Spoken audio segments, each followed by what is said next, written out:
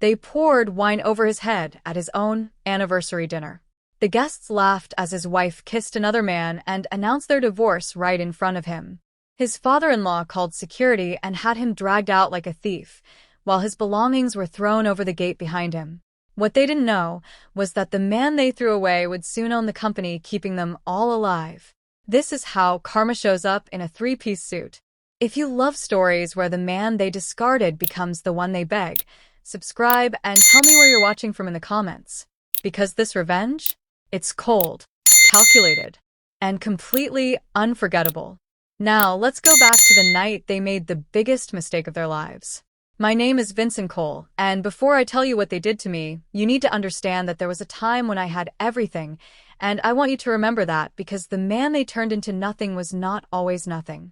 I built my first company at 26 with nothing but a second-hand laptop, a rented desk in a co-working space, and an idea most people told me was too ambitious.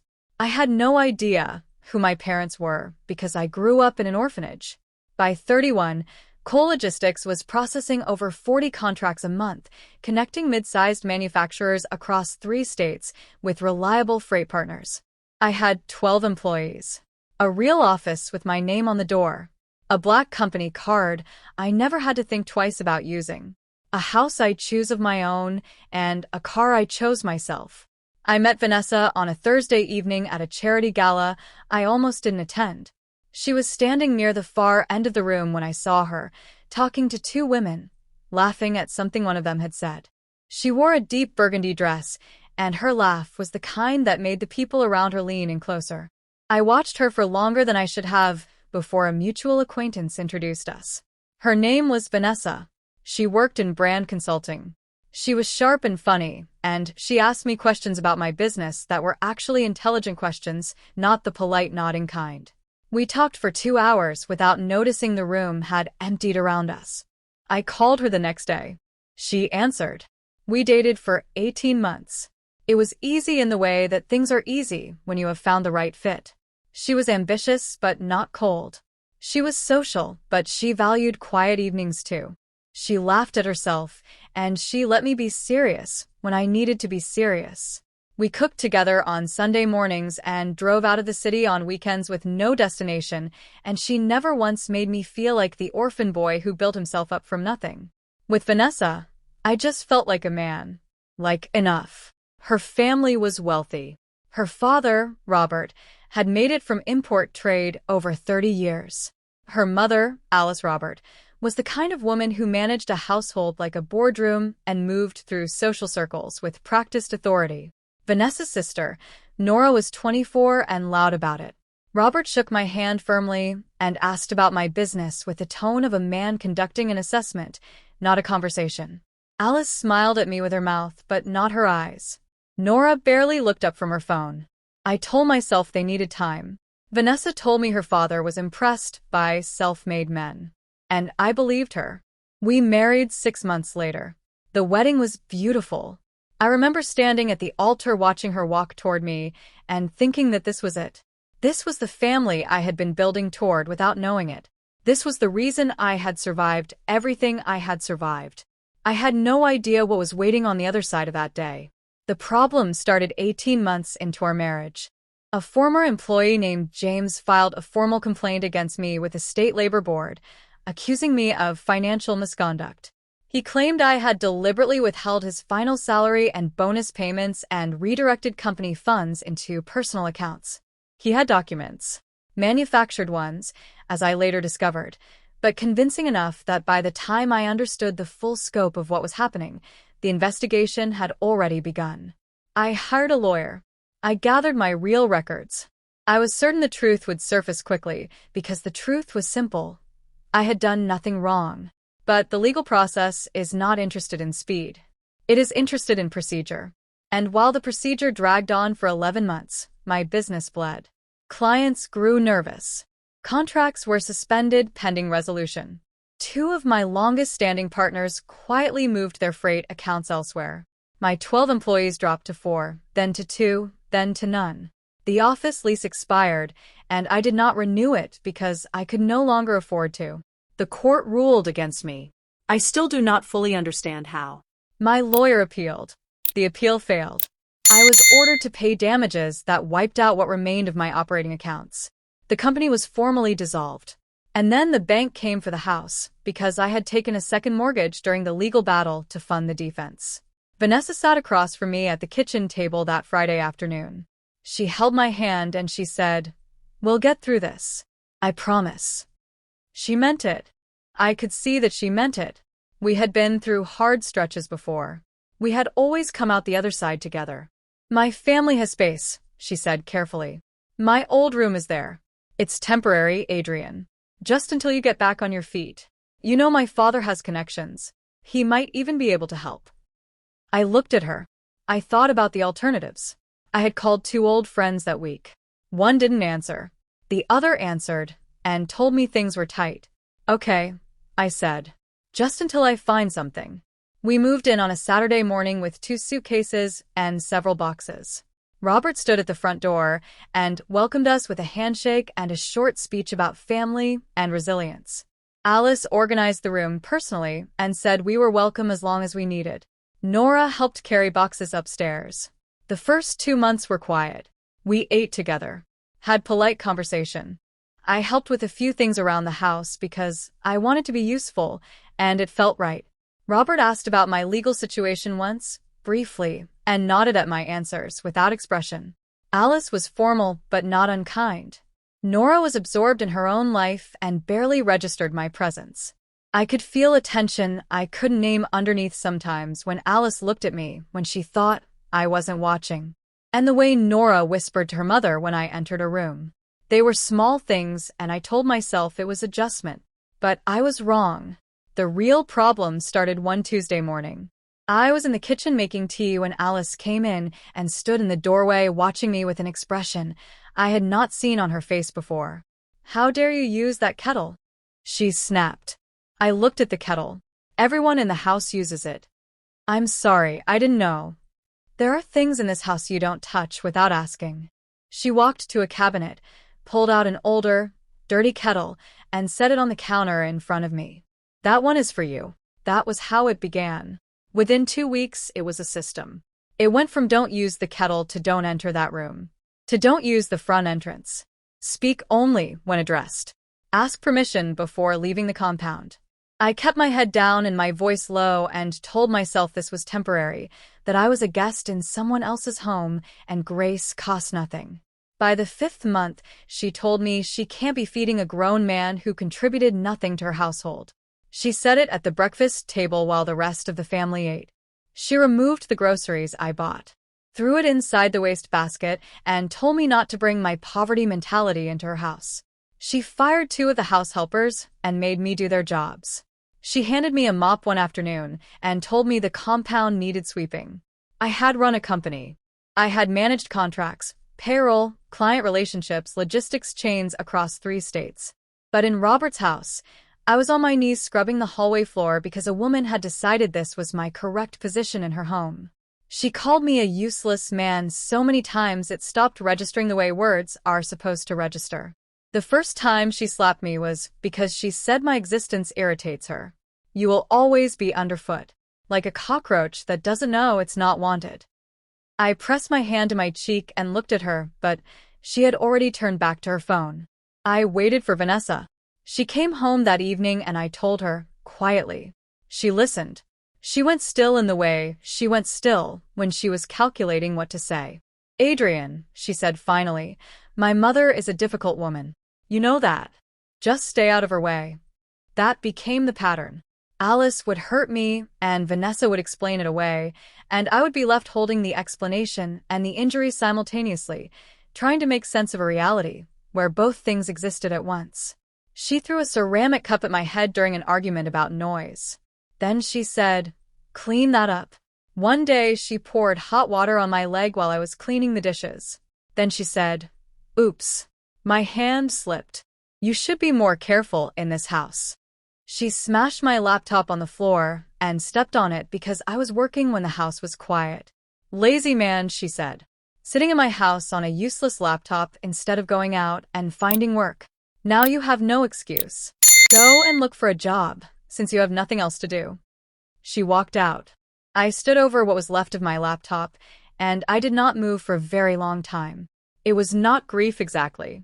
It was something past grief. The specific stillness of a man who has run out of the energy required to feel things fully. Vanessa found me there later. She looked at the broken laptop on the floor, and then she said, very quietly, Adrian, my mother is just frustrated. She doesn't mean. She stepped on it, I said. I'll talk to her, Vanessa said. But she never did. Each day in that house was simply a new arrangement of the same destruction, wearing different clothes, arriving at different hours, always finding me exactly where it expected me to be. Robert summoned me to his study regularly. He would sit behind his desk with the full authority of a man managing an operation and hand me a list. Dry cleaning to collect, a package to deliver across town, a bill to pay at a specific office. He had staff. He had a driver. But he sent me because sending me served a different purpose than getting things done. It was a demonstration. Every errand was a demonstration. You live under my roof, he reminded me each time. You own nothing here. So, act accordingly. At first, Vanessa would come to me at night and hold my hand and tell me it would get better. But she stopped. She said nothing when her mother told me to stop eating at the dining table. Told me her mother was stressed when she threw a cup on my head. Then she started saying she doesn't mean it. They're just adjusting. Give it time. Then she started saying, you could help more around the house. My father is very traditional. You have to be patient. Adrian, you're not making this easy. You make everything harder than it needs to be. One morning she told me that maybe her father had a point, that maybe I had been careless with my business decisions. I understood that I had lost her too. Not all at once. Not in a single moment. But she was gone. Whatever version of Vanessa had married me at that altar had been slowly disassembled by the people she had grown up loving, and what remained was a woman who had chosen survival over truth. Alice woke up that morning and announced there would be an important celebration. For the first time in months, she warmed up to me. She invited me to the party and told me to dress well because they would be having important guests over. I thought maybe things would finally change. But I was wrong. Everyone was already seated when I arrived, along with the guests. Friends and business partners, all dressed elegantly. Robert sat at the head of the table. Alice sat next to him. Vanessa sat next to Alice, but she wasn't alone. A young man sat beside her, looking at her the same way I used to look at her. He whispered something into her ear, and she laughed. The same special smile. She only ever smiled when something genuinely reached her. My heart dropped when I saw them holding hands. Alice offered me a seat before I could gather myself. She made sure I sat directly opposite Vanessa. Vanessa looked at me and held my gaze for a moment. There was something in the way she looked at me that I couldn't explain. But I could tell it was different from how it used to be. Nora moved around the edges of the room with her phone raised, recording everything. Then Vanessa cleared her throat. I have decided to end my marriage to Adrian. Her voice was steady. Daniel has asked me to build a future with him, and I have said yes. What do you mean divorce? The words left me before I could shape them properly. I was shaking, a rage, so deep it felt like drowning. Let's leave, Vanessa. We can work things out if we just go somewhere and talk. The room erupted in laughter. I don't want you, Adrian. Her voice didn't waver. I don't love you anymore. You have been jobless for a year. This family fed you and clothed you for a year.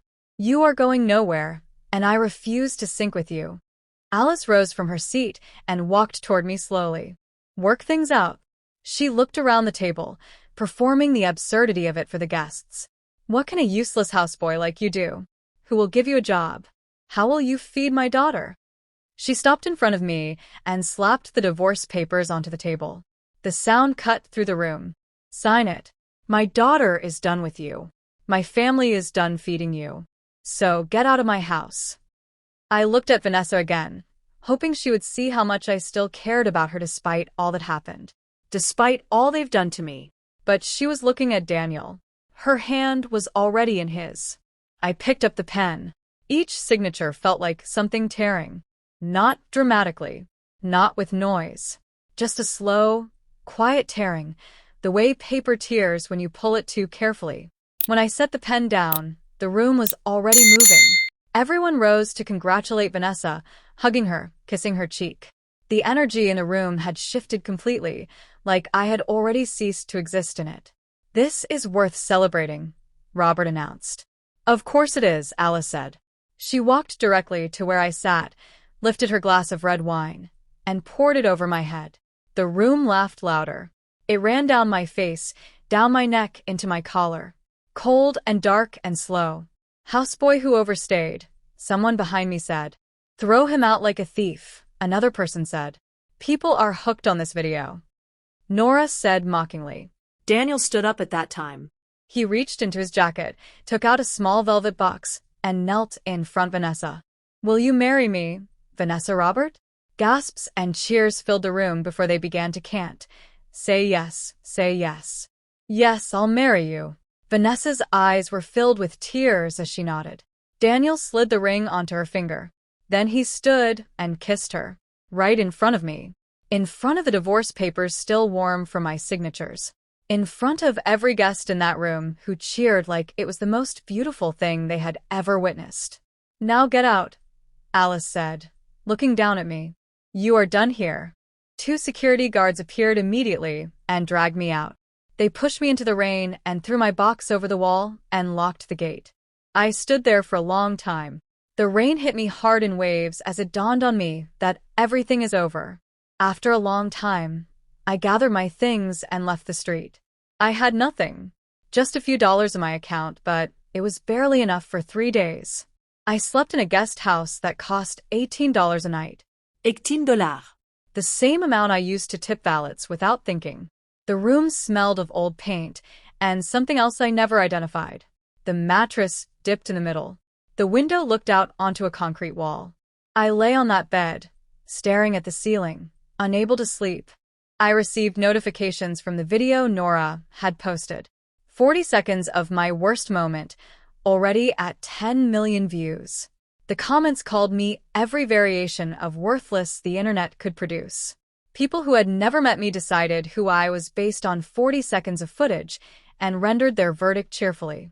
The next morning, I checked my emails for any messages from the applications I've sent and virtual interviews I've had before. I scrolled through each email. All I found were rejections. But a particular email stood out. An email from one Richard Anderson, a senior partner at Heir and Associates, requesting a meeting with me. The message was dated 2 weeks prior. I was still thinking about it when my phone rang. I almost ignored it because I thought it was probably Alice calling to mock me again. But something made me answer. "Mr. Vincent Cole?" "Yes. My name is Richard Anderson. I am a senior partner at Heir and Associates.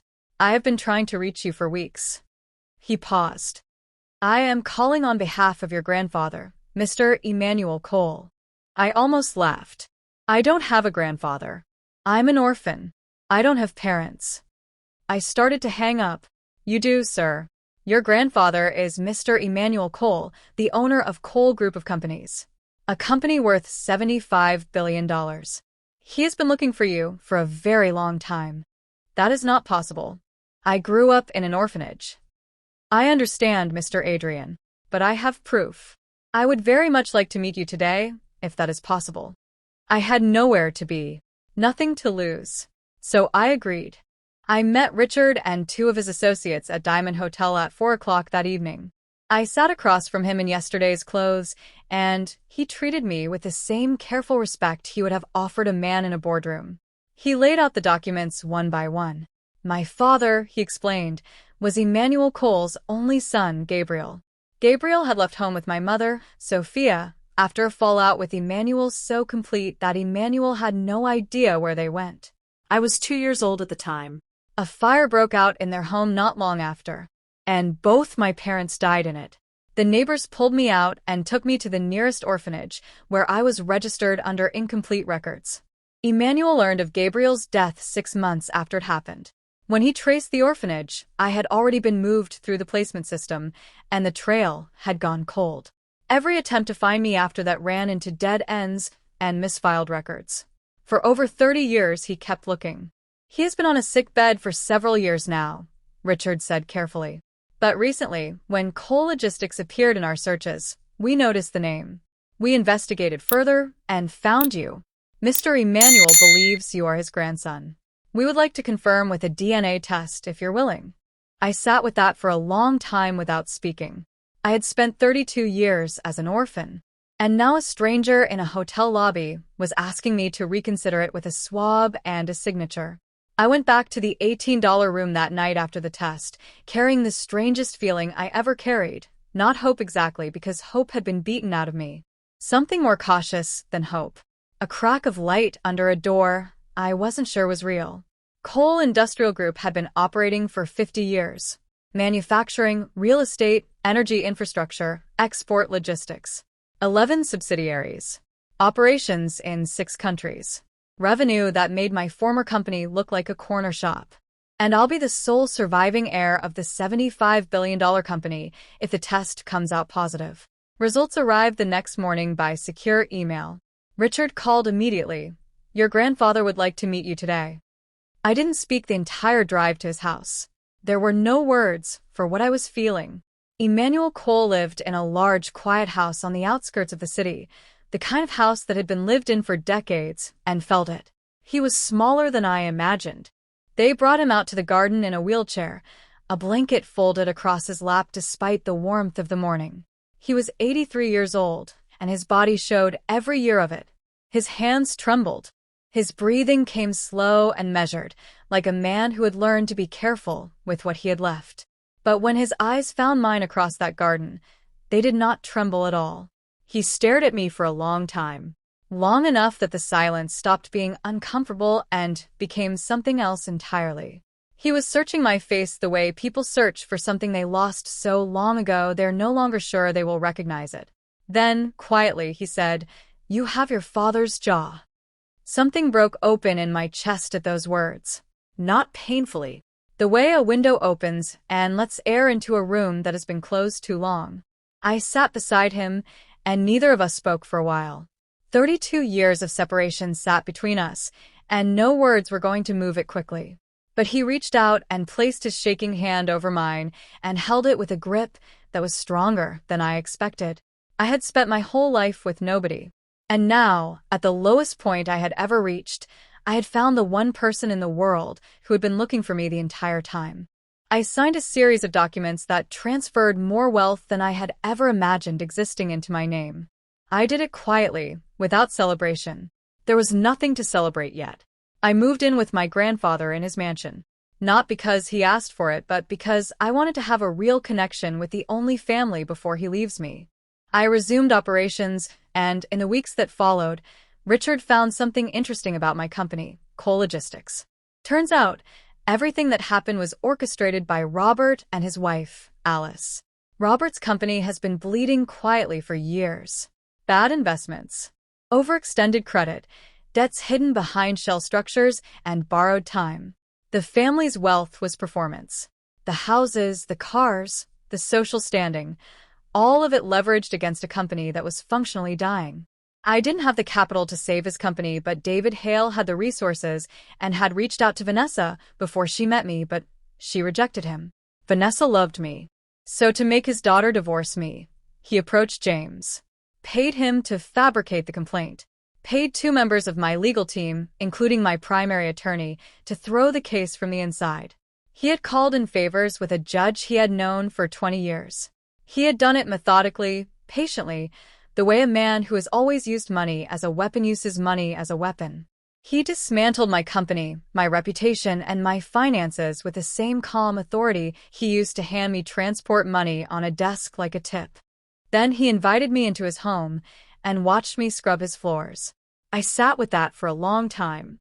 Not the anger. I expected the anger. What I had not expected was the specific quality of the grief, grieving not just what was taken but the particular cruelty of who took it. The man who called me a burden had manufactured the burden himself. The man who said I own nothing had ensured I would own nothing. Every humiliation in that house had been built on a foundation he had poured deliberately. And Vanessa? I asked Richard directly. Did she know? He was quiet for a moment. We believe she did not know the full extent of her father's actions. But we have evidence that she was aware the marriage was expected to end. She was told you had made poor business decisions. She was told the family could not support you indefinitely. He paused. And she chose to believe what was convenient. That, I decided, was enough. I spent the first month learning the structure of the company, meeting the leadership teams, understanding what I had inherited. Richard stayed close. The board, which had expected a stranger, found instead someone who understood logistics, contracts, and the specific patience required to build something from nothing. By the second month, I had identified everything the Roberts family owned. The picture was worse than I expected. Roby Holdings was technically insolvent. The debt had been distributed across 17 different financial instruments in a structure designed to look stable from the outside. It was not stable. It was a controlled collapse waiting for a single pressure point. They had been servicing the debt with new borrowing, paying interest with interest, the financial equivalent of a man running to stay ahead of a fall he has already begun. I bought their debt. All of it. Through 3 separate acquisition vehicles over 6 weeks, so that no single transaction triggered attention. By the time I was done, Cole Group of companies held controlling interest over the financial obligations of the Robert family's entire business operation. Then I waited. The collapse came naturally. I did not need to accelerate it. Roby Holdings missed 2 consecutive debt service payments. Their primary bank, which had been patient for years, finally moved. Investors who had been watching nervously made their decisions. The company's credit rating collapsed in a single week and took everything attached to it. The call came on a Thursday evening. A representative of Roby Holdings requesting an urgent meeting with Cole Group of companies regarding a potential rescue partnership. Significant investment opportunity. Mutual benefit. Immediate timeline. I read the message twice. Then I told Richard to confirm the meeting for the following Monday. Monday morning, I arrived at the Cole Group offices an hour early in a charcoal gray suit that doesn't announce itself, but communicates everything. I watched them on the lobby cameras as they arrived. Robert walked in first, still carrying himself with the posture of a man who owns rooms. Alice beside him, composed, her handbag deliberate. Vanessa behind them in a navy suit, her hand looped through Daniel's arm. Nora was last, her phone already raised out of habit. They sat in the conference room and waited. I waited exactly 10 minutes past the scheduled time. Then I walked in. The room went silent before I reached the head of the table. Robert saw me first.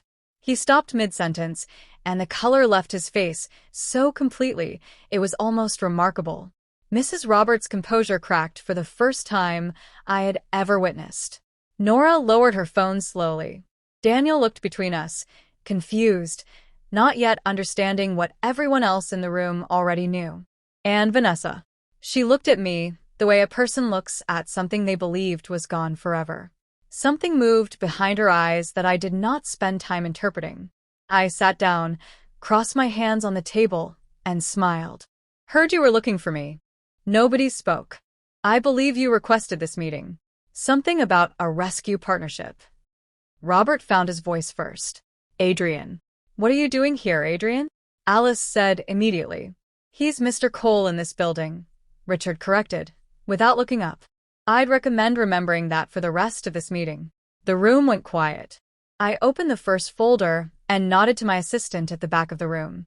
The lights dimmed. The projector screen behind me came to life. The first image showed a bank transfer. Dated 14 months ago. $40,000 from an Roby Holdings subsidiary account directly into James Ease's personal account. 3 days before James filed the formal complaint against Cole Logistics. The room was completely still. James Ease, I said. $42,000. Fabricated complaint. I clicked to the next slide. Wire transfers. 2 separate accounts, both belonging to members of my legal team, including my primary attorney. Payment schedules spread across 4 months, timed precisely to correspond with key moments in my court proceedings. 2 members of my legal team, I said, paid to throw the case from the inside. Next slide. A 20-year financial record linking Robert directly to the judge who had ruled against me. Shared investments. Private dinners. A paper trail, so clean it was almost elegant. I looked at Robert directly. The criminal referral was filed last Friday morning. Robert's jaw tightened. His hands were flat on the table in front of him, completely still, the way a man holds himself when he is trying very hard not to show that he is afraid. Next slide. David Heir. His family's company. The original approach to Vanessa before she met me. Her rejection. And then the decision Robert made when he realized his daughter's loyalty to me was the only obstacle standing between his dying company and its survival. You needed David's family money, so you had me removed from your daughter's life. But Damien Hale, David's father, rejected your offer. So you reached out to Cole Group of companies, not knowing the company now belongs to me. I let that sit for a moment. You destroyed everything I built. Then you invited me into your home and made me wash your cars and sweep your compound while you handed me transport money on a desk like a tip. Nobody spoke. The next slides show dates, photographs, medical documentation, dated records of every incident in that house. The hot water, the smashed laptop, the slaps that came from nowhere and were explained as nothing. Mrs. Roberts' face went rigid. Her hands found her handbag and gripped it. Then screenshots of different social media posts, the views and comments from people. Nora looked at the screen and then looked at the table. The last slide was simple. A single document. Roby Holdings' complete debt structure, every instrument, every creditor, every outstanding obligation. And at the bottom, one line highlighted in red. Controlling interest. Cole Group of companies. Daniel leaned forward and read it slowly. Then he read it again. He looked at Vanessa, then at Robert, then back at the screen. He pushed his chair back from the table, straightened his jacket, and stood up. Vanessa looked at him. He looked at her for a long moment with an expression I recognized. The specific look of a man recalculating everything he thought he knew. Then he walked out. The door closed behind him with a sound that was very final. Vanessa sat completely still. Her eyes were wet, but her face did not move. She was staring at the screen long after Daniel had gone, reading the same highlighted line over and over. Then she turned to look at me. You chose to believe what was convenient, I said. I understand why. But understanding it doesn't change what it costs me. She opened her mouth and closed it. There was nothing to say that the room hadn't already swallowed. I looked at Robert last. You thought taking everything from a man with no family and no safety net was safe, I said. You didn't know I had a grandfather. I clicked off the projector. The lights came back up. This meeting is over, Richard said behind me. Our legal teams will be in touch. I picked up my folder and walked out. I did not look back. The charges moved quickly after that. Robert was arrested 6 weeks later. Bribery, fraud, criminal conspiracy. Alice faced civil assault charges that settled for an amount that took everything she had left. Nora's defamation case drained what little she had independently. Roby Holdings was formally liquidated. The family compound, which Cole Group now owned outright, was demolished and rebuilt as an orphanage home. The divorce was legally reviewed and invalidated.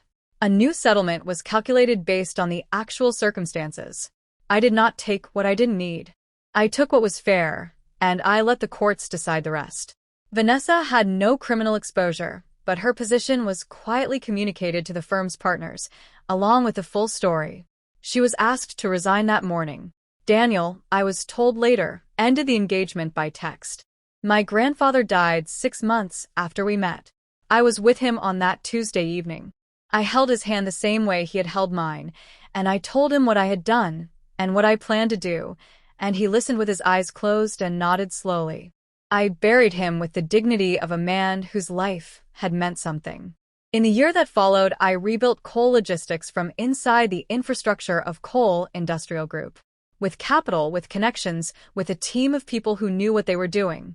The company grew faster the second time, because I knew every mistake to avoid, and I had already paid for the education. I started 2 foundations. One for children in the state orphanage system, funding education and job training for young people aging out of care. The other for people who had lost businesses to fraudulent legal proceedings, funding lawyers, funding appeals, funding the kind of defense I had not been able to afford. I named neither foundation after myself. 2 years after the incident, I met Rose. She was presenting at a logistics conference in Texas, a paper on supply chain reform that was sharper than anything else on the program that day. I watched her field questions from the audience with the kind of calm precision that only comes from someone who actually knows what they are talking about. I introduced myself afterward. We had dinner that evening and talked for 4 hours without noticing the time. She laughed at something I said, genuinely, not politely, and I sat with that feeling for a moment before I recognized it. The specific, quiet feeling of a man who has found the right fit. I did not rush it. I had learned by then that the things worth having are worth building carefully, and that a man who has lost everything once knows better than to treat something good like it is guaranteed. We took our time, and it was exactly right. People ask me sometimes whether it was worth it. The revenge, the exposure, the dismantling of everything the Roberts had built. Here is what I tell them. I did not do it because I was angry. I did it because the people who manufacture other people's suffering should understand that suffering is not always the end of a story. Sometimes it is the beginning of one. The people who try to bury you sometimes don't know they're planting you.